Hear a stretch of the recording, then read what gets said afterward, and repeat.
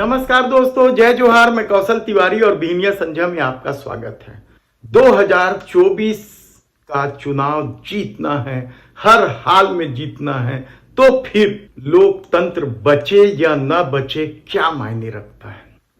अपराधियों को सजा मिले या ना मिले कोई मायने नहीं रखता। महंगाई, बेरोजगारी, विदेशों से मनमाना कर्ज और मित्र प्रेम में इस देश की संपत्तियों को सौंप देना क्या मायने रखता है। सवाल ये नहीं है कि 2024 के चुनाव में देश के प्रधानमंत्री नरेंद्र मोदी और उनकी पार्टी को 400 से ज्यादा सीट मिल जाएगी। सवाल यह भी नहीं है कि उनके आगे अच्छे अच्छे तुर्रम खान पानी भर रहे हैं, बल्कि सवाल तो यह है कि क्या इस दौर में अच्छे बुरे की परिभाषा ही बदल गई है और भ्रष्टाचारी कोई व्यक्ति तब तक है जब तक वह भारतीय जनता पार्टी में नहीं आया है। अपराधी कोई व्यक्ति तभी तक है जब तक वह भारतीय जनता पार्टी में नहीं आया है, या हिंदू विरोधी तभी तक है जब तक वह भारतीय जनता पार्टी में नहीं आया है। सवाल आप इस दौर में कई उठा लें, लेकिन यदि पूरी दुनिया की कंपनियां, वे कंपनियां जो प्रचार प्रसार करती है, यदि भारतीय जनता पार्टी के कार्यालय में डेरा जमाए हुए हैं और भारतीय जनता पार्टी से मनमाना पैसा लेकर प्रचार करने में लगे हैं, तमाम विदेशी कंपनी, आप कॉस्मोस से लेके किसी का भी नाम ले लीजिए, जितनी भी दुनिया भर की नामी कंपनियां हैं, वे इन दिनों भारतीय जनता पार्टी के साथ खड़ी है या उनके चक्कर लगा रही है कि प्रचार हम करेंगे, क्योंकि इन कंपनियों को मालूम है कि पैसा तो सिर्फ भारतीय जनता पार्टी के पास है।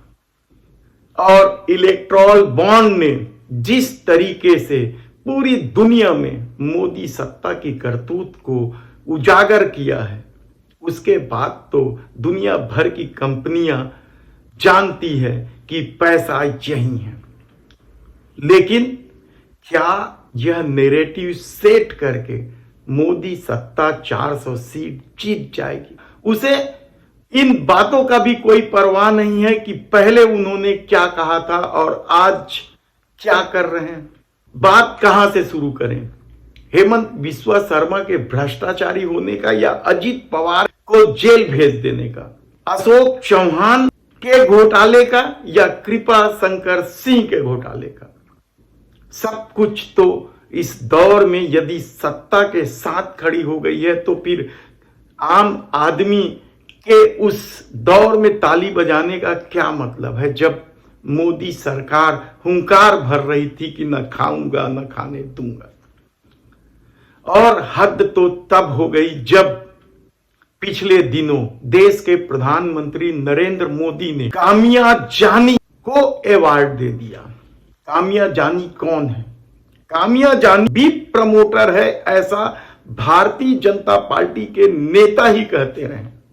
और पिछले दिनों जब कामिया जानी उड़ीसा पहुंची थी और बीजू जनता दल के नेता बी.के. पंडियन के साथ जगन्नाथ मंदिर गई थी, तो भारतीय जनता पार्टी के राज्य इकाई के महासचिव जतिन मोहंती, इस यूट्यूबर का गौ मांस खा का स्क्रीनशॉट महाप्रसाद खाते हुए उनकी तस्वीर के साथ जोड़कर शेयर किया था, खूब वायरल हुआ था। और उस बीजद नेता पंडियन की गिरफ्तारी की भी मांग भारतीय जनता पार्टी ने की थी। उसी कामिया जॉनी को यदि देश के प्रधानमंत्री नरेंद्र मोदी अवार्ड दे रहे हैं, सम्मानित कर रहे हैं, शानदार फूड ब्लॉगर बता रहे हैं, तो फिर क्या यह बात लोग भूल जाएंगे? यह सचमुच धर्म की पट्टी इस हद तक कसकर बांध दी गई है कि उनके सामने मोदी के चेहरे के अलावा कुछ नहीं है। तब ऐसे में दिल्ली पुलिस के अफसर का नमाजियों को नमाज पढ़ने के दौरान लात मारना क्या मायने रखता है? क्योंकि सत्ता तो चाहती है कि वे प्रतिक्रिया व्यक्त करे और देश में बवाल हो और हिंदू वोटों का ध्रुवीकरण हो जाए। ऐसे कई बार हुआ है। याद कीजिए आप शाहीन बाग के आंदोलन के दौरान किस तरीके से एक हिंदूवादी पिस्तौल लेके पहुंच गया था। कई उदाहरण है इस दौर में। महिला पहलवानों ने जब भारतीय जनता पार्टी के सांसद बृजभूषण शरण सिंह पर यौन शोषण का आरोप लगाया था, तब भी भाजपा उन्हीं महिला पहलवानों के चरित्र पर उंगली उठाते हुए क्या कुछ नहीं कहा था। तब सवाल ये नहीं है कि भारतीय जनता पार्टी में सिर्फ मोदी सरकार और उसके लोग ही यह करतूत कर रहे हैं, बल्कि डबल इंजन की सरकारों के भी अपने करतूत हैं। उत्तर प्रदेश में किस तरीके से व्यक्ति देखकर बुलडोजर चलाया गया, इसे लेकर न्यायालय ने भी फटकार लगाई और नीतीश कुमार के लिए तो दरवाजा ही बंद कर दिया गया था, लेकिन उसे भी लाया गया है। बीजू जनता दल से भी समझौता चल रहा है। सीटों के बंटवारे में कुछ पेंच फंसे हुए हैं, कहते हैं कि वह भी पूरा हो जाएगा। लेकिन छत्तीसगढ़ में विष्णुदेव साय की सरकार, हमने कल ही बताया कि किस तरीके से बीजेपी के किसान सम्मेलन के लिए राज्य सरकार की तरफ से विज्ञापन जारी हुए थे। टैक्स पेयर का पैसा तब दुरुपयोग नहीं होता है जब भारतीय जनता पार्टी के शासन करने वाले इस तरह का खेल खेलते हैं। टैक्स पेयर का पैसे का नुकसान तो तभी होता है जब कांग्रेस किसी को सब्सिडी देती है। लेकिन कल तो गजब ही हो गया। एक तरफ प्रदेश सरकार स्कूलों में शिक्षकों की कमी को लेकर धड़ाधड़ आदेश जारी कर रही है कि अब संलग्नीकरण नहीं होगा और भ्रष्टाचारियों को नहीं बख्शा जाएगा। लेकिन गरियाबंद जिले से जो खबर आई है वह बेहद ही चौंकाने और हैरान करने वाला ही नहीं है, बल्कि शिक्षा मंत्री बृजमोहन अग्रवाल की दबंगई को भी प्रदर्शित करता है। कहा तो यहां तक जा रहा है कि बृजमोहन अग्रवाल की दबंगई के अपने किस्से हैं। जल की कांड से लेकर कई किस्से हवा में तैर रहे हैं, लेकिन कार्रवाई के नाम पर कुछ नहीं होता।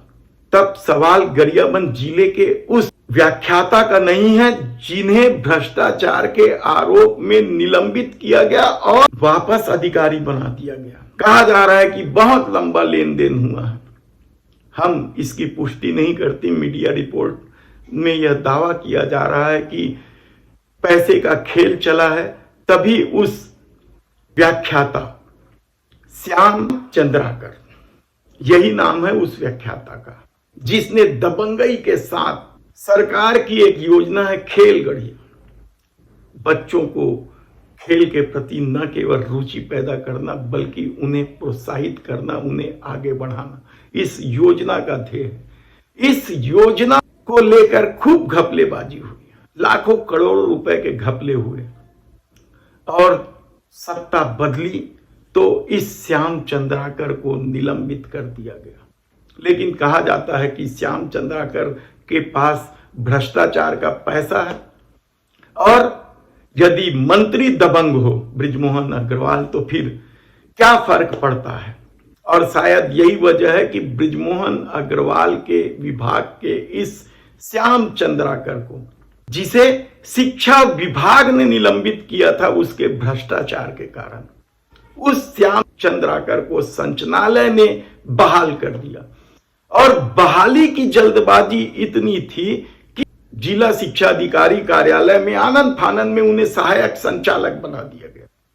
और जब पता चला कि सहायक संचालक तो वहां है ही, ये तो गलती हो गई। और जैसे ही पता चला कि गलती हो गई है तो आनंद फानंद में संशोधित आदेश जारी किया गया। और ऐसा नहीं कि उस संशोधित आदेश में उसे वापस स्कूल में भेज दिया जाए, किसी स्कूल में पदस्थ कर दिया जाए, नहीं, उन्हें सांख्यिकी अधिकारी बना दिया गया। आप सोचिए कि श्याम चंद्राकर की क्या पहुंच है और मंत्री की क्या दबंगई है, क्योंकि उस दौरान श्याम चंद्राकर और खेलगड़िया घोटाले को लेकर लगातार खबरें छपी थी और एक एक आदमी जानता था, बवाल हुआ था, प्रदर्शन हुए थे। उसके बाद भी यदि इन विरोध को नकारते हुए उन्हें सांख्यिकी अधिकारी बना दिया जाए तो फिर इसे क्या कहेंगे। जबकि दूसरी तरफ स्कूलों की स्थिति यह है कि शिक्षकों की कमी है।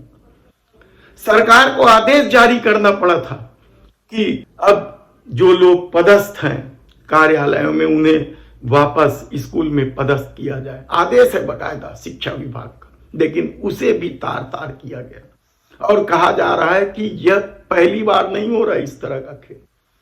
बृजमोहन अग्रवाल के विभागों में इस तरह का खेल आम बात है, ऐसा मीडिया रिपोर्टों का दावा है। स्कूलों का हाल किसी से छिपा नहीं है और पहुंच के बल पर कोई मंत्री बंगले में अपनी ड्यूटी लगवा लेता है तो कोई कार्यालय में। पढ़ाना तो कई लोग चाहते ही नहीं, सालों से कार्यालय में या मंत्री के बंगले में पदस्थ हैं। उसके बाद भी यदि ऐसे भ्रष्ट लोगों को क्या पैसा लेकर अधिकारी बनाया जा रहा है, सवाल आप कई उठा सकते हैं। इसके अलावा कई सारे मामले हैं छत्तीसगढ़ के। हम लोकसभा को लेकर भी कुछ चर्चा कर लेते हैं। कांग्रेस ने जो 6 प्रत्याशियों की सूची जारी की है उससे भाजपा की नींद उड़ गई है, कहा जाए तो गलत नहीं होगा। राजनांदगांव हाई प्रोफाइल सीट हो गया है क्योंकि यहां से भूपेश बघेल को चुनाव पर उतार दिया गया है। इससे पहले विधानसभा के चुनाव में भूपेश बघेल के खास मित्र गिरीश देवांगन को उतारा गया था। हालांकि वे जीत नहीं पाए थे और डॉक्टर रमन सिंह जीत गए थे, लेकिन राजनांदगांव के वर्तमान सांसद संतोष पांडे के खिलाफ कहा जा रहा है कि बहुत आक्रोश है और उन्हें टिकट सिर्फ इसलिए दी गई है क्योंकि वे संघ में दखल रखते हैं या संघ में उनकी पहुंच है या संघ के पसंदीदा व्यक्ति हैं, इसलिए उनकी टिकट नहीं काटी गई है। जबकि छत्तीसगढ़ में ऐसे 2 ही लोग हैं जिनकी टिकट नहीं काटी गई है, उनमें से एक संतोष पांडे है। लेकिन भूपेश बघेल क्या चुनाव जीत जाएंगे? वोटों का अंतर 1 लाख के आसपास है। कहा जा रहा है कि भूपेश बघेल के लिए इस अंतर को पाटना मुश्किल नहीं है।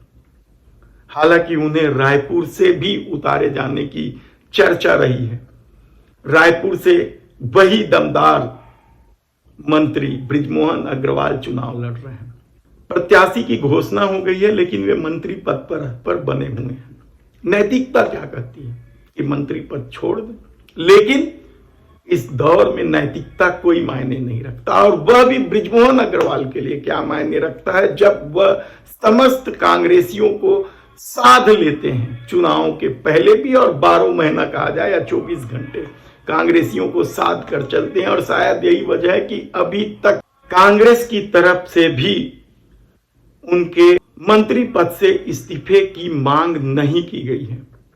और जब सत्ता साथ हो तो क्या कुछ नहीं होता है, यह भी किसी से छिपा नहीं है। तब सवाल राजनांदगांव में भूपेश बघेल के जीत जाने या संतोष पांडे का हार जाने का नहीं है, क्योंकि जिस तरीके से टिकट बांटी है कांग्रेस ने उसे लेकर भाजपा ने प्रहार जरूर किया है। भाजपा के प्रदेश अध्यक्ष किरण देव ने तो यहां तक कह दिया है कि जो लोग विधानसभा चुनाव हारे हैं, पीटे हुए मोहरों को कांग्रेस ने टिकट देके पहले ही हार स्वीकार कर लिया। लेकिन जमीनी हकीकत क्या है?